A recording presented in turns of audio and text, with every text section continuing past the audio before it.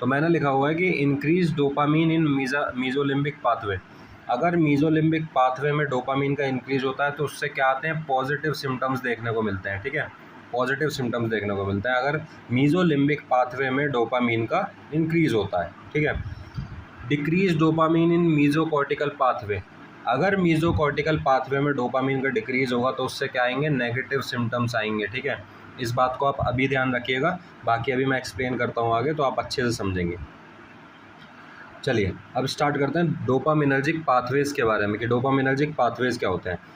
Pathways आपको पता है कि हाँ, रास्ता, तो मैंने साइड में लिखा हुआ जहाँ जहाँ से डोपामीन जाता है, यानी कि जहाँ जहाँ से डोपामीन फ्लो करता है तो वो डोपामिनर्जिक पाथवे कहते हैं उन्हें। ठीक है, तो यहाँ पे लिखा हुआ है वीटीए। वीटीए होता है वेंट्रल टेगमेंटल एरिया, जो कि मिड ब्रेन में प्रेजेंट रहता है, जिसे गोडाउन ऑफ डोपामीन भी कहते हैं, और डोपामीन यहाँ पे प्रोड्यूस होता है। ठीक है, डोपामीन यहाँ पे बनता है, इसे कहते हैं वीटीए, वेंट्रल टेगमेंटल एरिया, जो कि मिड ब्रेन में प्रेजेंट होता है, और इसे गोडाउन ऑफ डोपामीन, यानी कि डोपामीन यहाँ पे स्टोर रहता है, भरा हुआ रहता है। ठीक है, और यहाँ पे प्रोड्यूस भी होता है। ठीक है, चलिए व्हाट इज़ डोपामीन। डोपामीन क्या है, एक न्यूरोट्रांसमीटर इन द ब्रेन, एक न्यूरोट्रांसमीटर है ब्रेन का। ठीक है, कि न्यूरोट्रांसमीटर क्या होते हैं आप जानते हैं सब, केमिकल मैसेंजर होते हैं।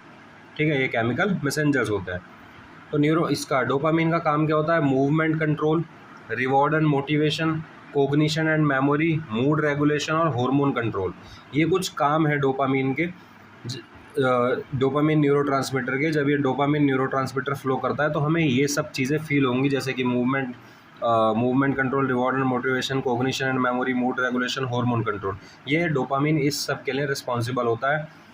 ठीक है, चलिए इतना आपको समझ में आ गया होगा। मैंने अभी तक बताया डोपामिनर्जिक पाथवे क्या, डोपामिनर्जिक पाथवे हमने स्टार्ट किया जिसमें हमने वीटीए के बारे में जाना, वेंट्रल टेगमेंटल एरिया, जो कि मिड ब्रेन में प्रेजेंट है, जहाँ से डोपामीन, जिसे गोडाउन ऑफ डोपामीन भी कहते हैं, और जहाँ पे डोपामीन प्रोड्यूस होता है। ठीक है, और डोपामीन क्या है वो हमने जाना कि डोपामीन एक न्यूरोट्रांसमीटर है ब्रेन में।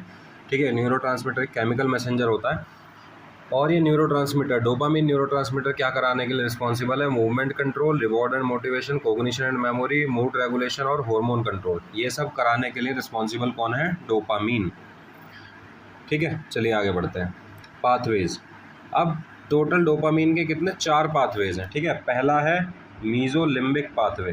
ठीक है, दूसरा मैं आपको बता देता हूँ मीजोकॉर्टिकल पाथवे, तीसरा है निग्रोस्ट्रीशियल पाथवे, और फोर्थ हमारा है ट्यूबरो इन्फंडिबुलर पाथवे।